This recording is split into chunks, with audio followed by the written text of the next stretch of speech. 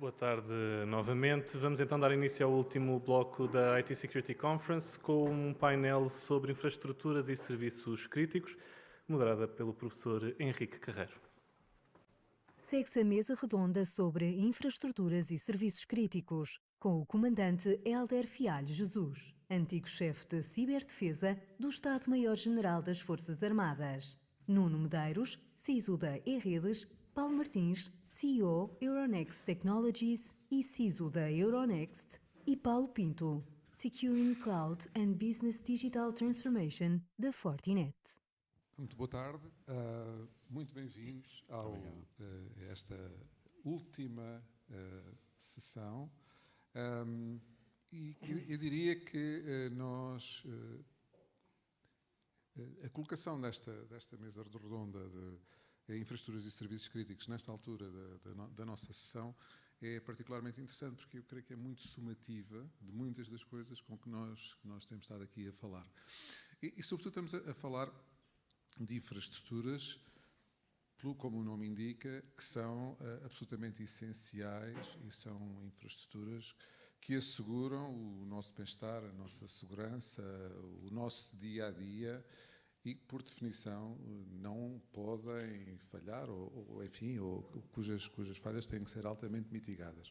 E, portanto, nós vamos tentar caracterizar, a começar por tentar caracterizar para a nossa audiência o que são estas infraestruturas e serviços críticos, uma vez que temos aqui uma diversidade de pontos de vista e de serviços. Portanto, começava aqui pelo comandante Hélder Fialho. Muito obrigado. Antes de responder propriamente dito, eu gostaria de dar os parabéns à IT Security por esta iniciativa, agradecer também o convite e cumprimentar os restantes elementos aqui do painel. Relativamente a esta questão, eu gostaria também de trazer aqui assim aquilo que o engenheiro Alegria disse, falou na doutrina, e portanto acho que qualquer militar que estivesse aqui teria a mesma resposta. Nós, nas Forças Armadas, aquilo que é para nós mais relevante em termos de infraestruturas críticas, aquilo que é core, são os sistemas de apoio à capacidade de comando e controle.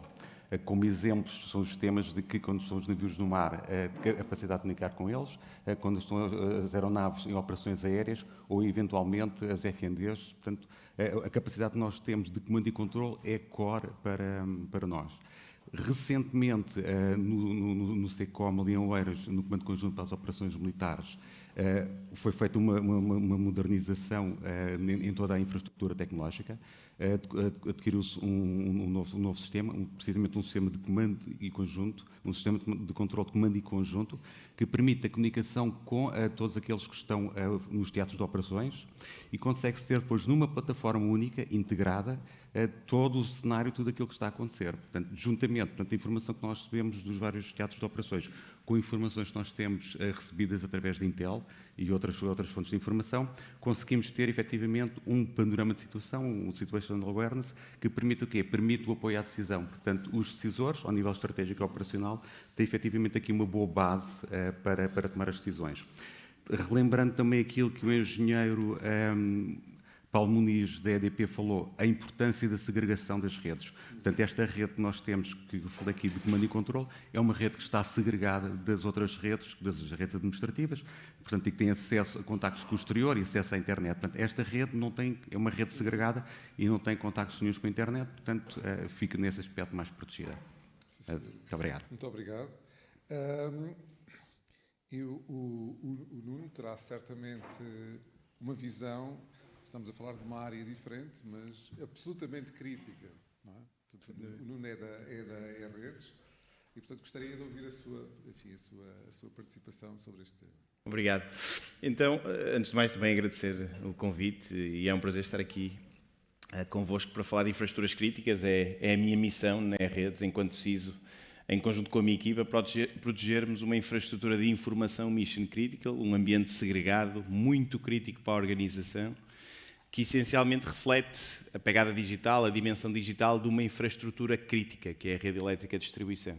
É inegável o papel da rede elétrica de distribuição para o bom funcionamento da sociedade e da economia e, obviamente, aquilo que nós pretendemos é evitar que as luzes se apaguem decorrente de um ciberataque. Essencialmente é essa a nossa missão.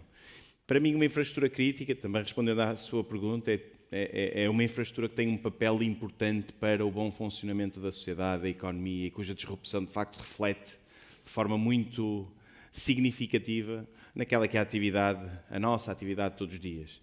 A rede elétrica, em particular, eu diria, costumamos considerar a infraestrutura crítica mais crítica dentro dos restantes setores, porque há naturalmente um impacto direto nas nossas vidas quando não temos energia elétrica, mas também sabemos que a grande maioria dos restantes setores tem uma dependência enorme da eletricidade, então do ponto de vista indireto também, a rede elétrica tem um papel fundamental para que estejamos todos a viver o nosso dia-a-dia de acordo com as condições que consideramos adequadas.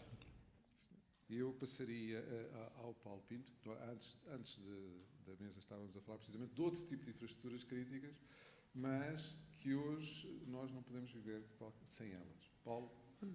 O meu ponto de observação, portanto, nós somos fabricantes de soluções de segurança, e o que eu posso transmitir do meu ponto de observação tem mais a ver com os desafios que as infraestruturas críticas, já foi dito, né? Atividades críticas no nosso dia-a-dia estão dependentes dos serviços financeiros, distribuição de energia elétrica e de um apoio em termos de comando e controle conjunto para que as organizações, face a uma ameaça, a um vetor de ataque, consigam mitigar rapidamente. E estão aqui representadas as 3 áreas, digamos assim. Faltam as águas, faltam os serviços de saúde, mas pronto, o que eu posso dizer em relação deste ponto de observação são os desafios que eu vejo que ocorrem nessas áreas.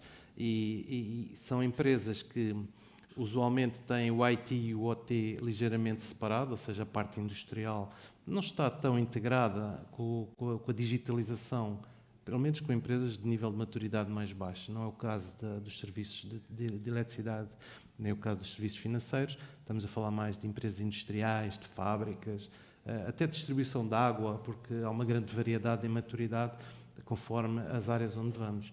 E o que é que a gente vê? Dificuldades em integrar estas 2 equipas, as que vêm do mundo do OT com o mundo da IT, e isso é um problema organizacional. Vemos a questão da digitalização, é um chavão, mas não deixa de ser verdade neste setor. Porquê? Porque é um setor que esteve isolado, mas neste momento está a tirar partido da digitalização para passar informação, para depois poderem tomar decisões com outras ferramentas. Portanto, há telemetria que tem que ser recolhida da parte industrial para depois poderem tomar decisões que se atuam sobre essa parte. Depois, nestes processos, o que é que ocorre? Ocorre, por exemplo, a introdução de tecnologia disruptiva para aquele ambiente estável. Por exemplo, a questão da sensorização, que era o que estávamos a falar antes. Hoje em dia são introduzidos sensores, os data loggers, e isso que no início recolhiam informação de um posto de abastecimento de água ou de uma zona da fábrica, mas limitava-se a recolher informação e a enviar. Neste momento, com os 4Gs e com a facilidade com que há, esses mesmos equipamentos não só enviam informação, como podem receber comandos. E é preciso ver que estes ambientes críticos foram criados para prestar um serviço, não foram criados a pensar na internet, em redes abertas. Portanto, e esse é um dos desafios que têm muito grandes, que é eles recebem informação e podem, se alguém usar aquilo como um vetor de ataque, pode disromper o funcionamento destas infraestruturas. Depende muito do nível de maturidade, mas aqui o Nunes provavelmente até terá mais exemplos nesta área. Não sei se quiseres participar algo. Sim, estávamos há pouco a falar sobre isso.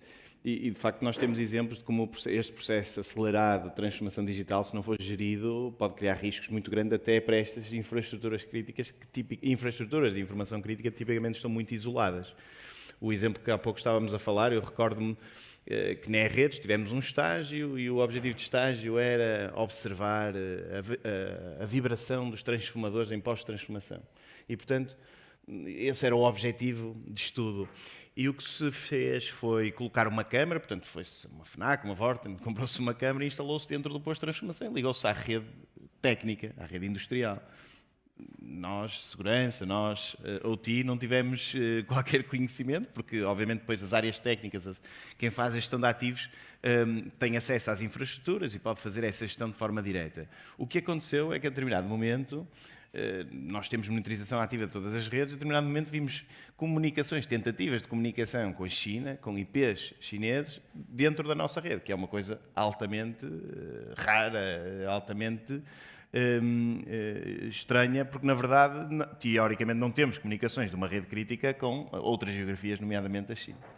Viemos a perceber que ao fim de um ano aquela câmara que tinha sido instalada, de facto, tinha uma backdoor e estava a tentar contactar com um determinado endereço IP chinês para fazer recolha de informação.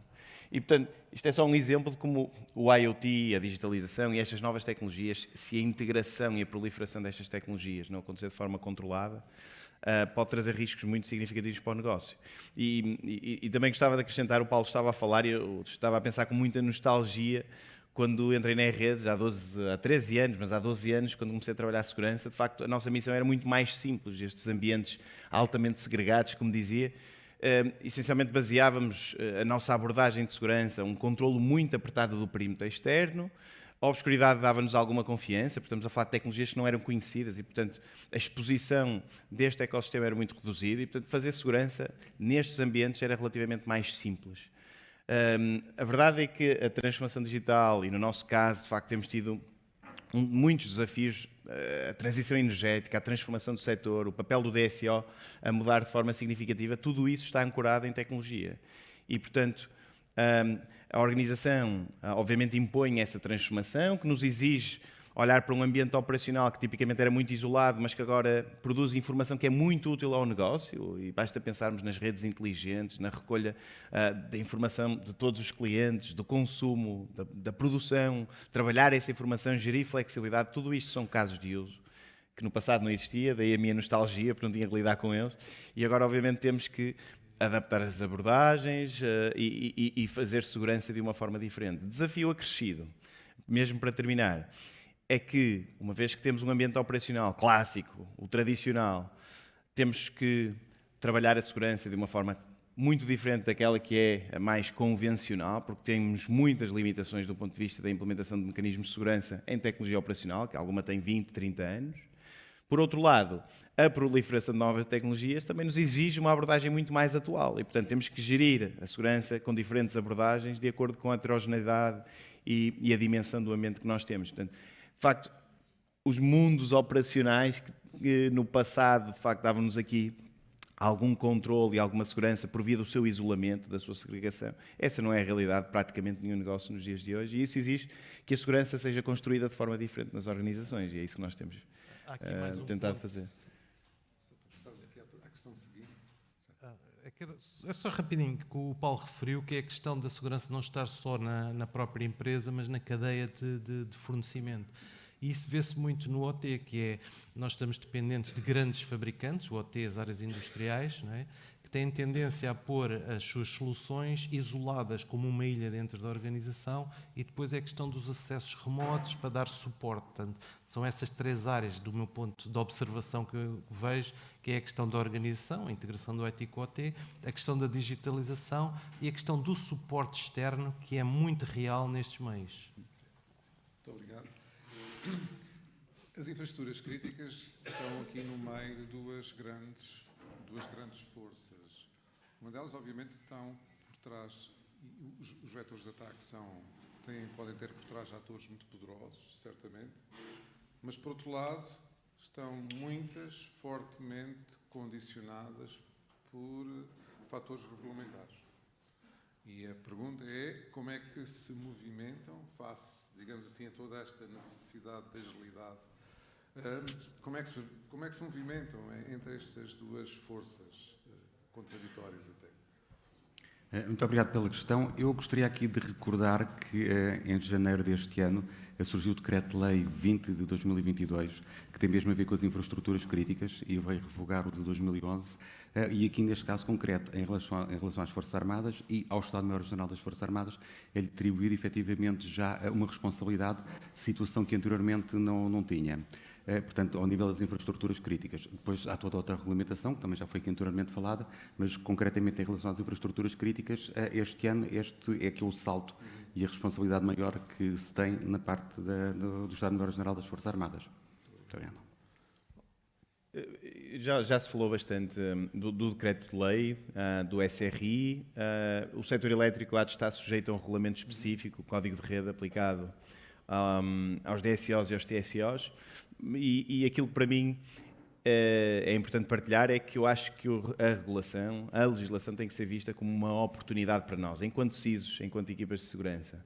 A verdade é que ouvimos muitas vezes uma perspectiva diferente, que é isto vai nos impor, obviamente, digamos, um conjunto de desafios técnicos e de gestão, digamos, jurídica do tema para a qual nós estamos preparados, mas essa é precisamente a questão, é preparar-nos para eles e, portanto, dar-nos uma oportunidade para, junto dos nossos decisores, junto dos nossos reguladores, particularmente no caso da redes, todo o investimento que nós fazemos tem que ser aprovado pelo regulador, dar-nos aqui uma alavanca importante para podermos trabalhar o tema de segurança se isso não estiver a ser feito. Outra vantagem que eu acho essencial é garantir aqui uma baseline transversal ao setor, precisamente por aquilo que há pouco estavam aqui a dizer, que é, somos altamente interdependentes. E, portanto, eu posso fazer um excelente trabalho na minha organização, mas se as telecomunicações falharem, eu não consigo garantir as minhas operações mais críticas. E, portanto, esta interdependência tem que ser gerida com base na criação, digamos, de uma baseline de segurança que seja aceitável para todos os setores mais críticos. O que eu vejo em relação à regulamentação é que quebra alguma inércia que possa existir nas organizações, né? Porque, tipicamente, quando há uma definição de necessidade de definir uma estratégia de segurança, um modelo de gestão de segurança, se vem de baixo, digamos assim, da área técnica, acaba por ser difícil. Existindo a legislação, acaba por impelir a ação. Depois tem outra vantagem que é criar uma linguagem comum. Ou seja, as empresas, mesmo entre setores diferentes, acabam por saber o que é que são medidas preventivas. Há uma linguagem comum que pode ser usada. Aqui de realçar também o papel das instituições portuguesas, nomeadamente o Centro Nacional de Cibersegurança, que tem estado muito ativo na ajuda às pequenas e médias empresas. Isso é importante. Ou seja, empresas com níveis de maturidade maiores e com capacidade maior organizam-se internamente. As outras empresas acabam por não ter recursos humanos. E o que eu vejo é que eles estão-se, por exemplo, alguns na administração pública, a organizarem-se em associações. Portanto, uma associação de uma determinada zona para um determinado setor partilha os recursos. E o trabalho é repartido. Portanto, vê-se, mas apoiado pelo Centro Nacional de Cibersegurança e também com lições, digamos assim, tiradas de outras empresas. Portanto, é um fator muito positivo e é um mapa em relação ao qual eles podem se guiar para saber qual é o caminho. Okay. Vamos para uma... Já aqui foi referido, e tem sido algo referido ao longo desta conferência, o tema da preparação, não é? E já se falou a vários níveis da preparação, mas um dos aspectos importantes da preparação é a simulação. A simulação das ameaças e dos ataques e das situações. E queria perguntar qual é que é a importância, qual é que é a relevância que a simulação tem em termos da preparação nas infraestruturas críticas. Muito obrigado. A simulação é importante para a preparação, inclusivamente nós temos nas Forças Armadas, treinamos e fazemos muitos exercícios.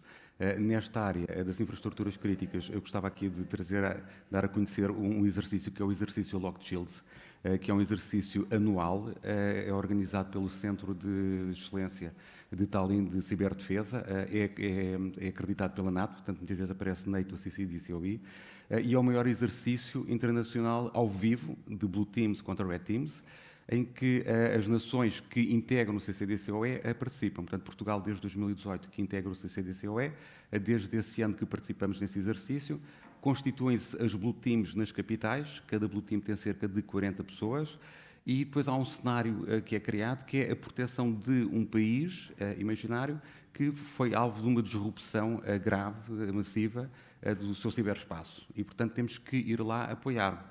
E as áreas de intervenção são as áreas de a parte elétrica, a parte de transformação das águas, as telecomunicações. Também já foi treinada aqui a questão da banca e, portanto, há uma equipa que está aqui em Lisboa, outras estão em Espanha, portanto, em cada uma dessas capitais. No último exercício de 2021 participaram foram constituídas 22 Blue Teams. No que diz respeito a Portugal, portanto, o EPR é o Centro de Ciberdefesa, que agrega elementos depois dos ramos das Forças Armadas, o CNCS, que também colabora connosco, a indústria, que também faz parte, porque nós temos um conjunto de sistemas que foram adquiridos, e, portanto, também para acompanhar aquilo que acontece, e eu posso dar aqui um exemplo, num dos exercícios nós recebemos um PLC, todas as nações receberam um PLC da Siemens, e que tinha a ver com um sistema de vigilância aérea, que estava, por assim dizer, hackeado. E, portanto, nós no Centro de Ciberdefesa não tínhamos ninguém com competências e conhecimentos para essa área. Então, o que é que nós fizemos? Contactámos com o Centro Nacional de Cibersegurança, por acaso estava ali ao nosso lado no exercício, chamaram os engenheiros da Siemens, eles foram lá ao centro, corrigiram aquilo que tinha que ser corrigido e, portanto, passámos a ter um panorama normal, mas tudo depois também controlado através da Estónia. Portanto, só para dar aqui a conhecer que, efetivamente, nós trabalhamos nessa área. Só mais um pormenor para encerrar. A Estratégia Nacional de Segurança do Ciberespaço de 2019, a segunda, tem 3 princípios. Um deles é o princípio da subsidiariedade, em que diz que, efetivamente, a responsabilidade primária da defesa de cada uma das redes é de quem, efetivamente, são os owners das redes. Portanto, os proprietários das redes, uma vez que a maior parte do ciberespaço e daquilo que é relevante para a defesa da nossa sociedade está privatizado, portanto, são essas mesmas empresas que terão a obrigação de fazer o primeiro ataque. Muito obrigado. Muito obrigado. Eu pedia ao Nuno também a sua perspectiva e assim depois passaríamos aos outros participantes. Nós já estamos com um tempo assim muito contidinho. Mas era para termos, de facto, esta perspectiva de como é que se preparam. Não é? Até para servir um bocadinho de boa prática, para deixarmos também aqui um bocadinho de boa prática para os participantes na nossa conferência. Okay. O exercício é essencial para as organizações. Nós sabemos que, felizmente, e não estamos a falar de incidentes básicos, estamos a falar de crises, felizmente estas crises não acontecem com regularidade. Nós, como sabem, nós, o Grupo EDP, em 2020 vivemos uma destas crises e sabemos que, nesse momento, é essencial a simbiose entre pessoas, procedimentos e tecnologias. E a verdade é que só conseguimos testar essa simbiose na sua magnitude nestes momentos. Obviamente, como eu referia, vivemos poucas vezes estes momentos e a forma de os replicarmos é exercitarmos. Exercitamos para podermos garantir que as pessoas estão preparadas, que os procedimentos estão bem afinados, que as tecnologias estão bem afinadas e depois trabalhamos as várias dimensões. A dimensão operacional, a dimensão da comunicação, da tomada de decisão e por vezes é necessário tomar decisões muito difíceis. Nós em 2020 isolamos a nossa rede crítica, a nossa infraestrutura de informação crítica durante 2 ou 3 semanas e, portanto, essa decisão tem um impacto no negócio e esse impacto é reconhecido pelos decisores e são os decisores que sabem que em determinado momento têm que tomar essa decisão. E depois uma gestão de stakeholders, porque esse impacto obviamente também se reflete nas nossas interações comerciais, se refletem também na relação com o regulador e tudo isto tem que ser trabalhado numa perspectiva de exercício. Como é que nós fazemos? Mesmo para terminar, desde 2015 participamos no CiberPerceu, o exercício organizado pelas Forças Armadas, pelo Exército e que envolve também as organizações privadas, o setor privado, nomeadamente as infraestruturas críticas, porque tem um papel de facto grande e importante na concertação, na estabilidade do nosso ciberespaço. E essa participação é recorrente e de facto é um exercício muito interessante. Temos um Cyber Range, o Grupo EDP tem um Cyber Range, é um centro de treino com infraestrutura própria, infraestrutura que replica a nossa infraestrutura no terreno e que nos permite fazer exercícios Red Teaming, Blue Teaming, Purple Teaming. Estamos agora mesmo a planear um exercício desse género, isso também é fundamental. E depois, no caso do grupo, também é importante explicar que, como há grande interdependência entre setores, fazemos um exercício anual onde garantimos a concertação entre as diferentes unidades de negócio, coordenado pela equipa do Paulo Muniz, que tem a responsabilidade transversal da segurança, mas esta dinâmica continuada de exercício é fundamental para, no momento em que isto acontecer, em que um incidente sério nos aconteça, estejamos todos preparados, quer do ponto de vista das nossas equipas, quer também da forma como depois operacionalizamos todo o processo de resposta a incidentes. A Fortinet não atua diretamente no mercado, é através de parceiros, portanto a gente não participa diretamente nestes exercícios. Colaborámos, agora, por exemplo, a título de exemplo, foi com o governo dos Estados Unidos no início da guerra da Ucrânia.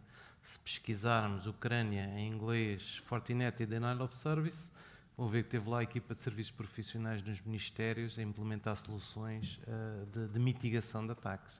Quanto aos exercícios que as empresas podem fazer, são essenciais e convém às vezes, se não têm recursos, o associativismo, digamos assim, por setor, é muito importante para tirar lições de um lado e implementar os use cases. Se alguém já pensou e aquilo funciona como receita, é muito importante que se associem e que tirem partido disso.